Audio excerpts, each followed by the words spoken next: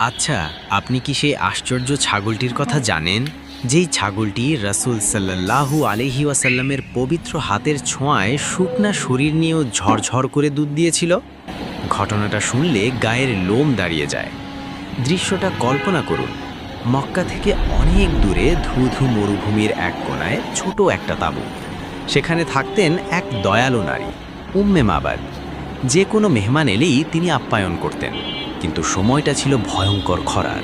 ঘরে এক দানা খাবার নেই, পানি নেই। উম্মে মাবাদ নিজেই ভীষণ অসহায়। ঠিক এমন এক ভর দুপুরে তার তাঁবুর সামনে এক কাফেলা এসে থামল। কাফেলার একজন মানুষের চেহারা থেকে যেন নূর ঠিকরে পড়ছিল।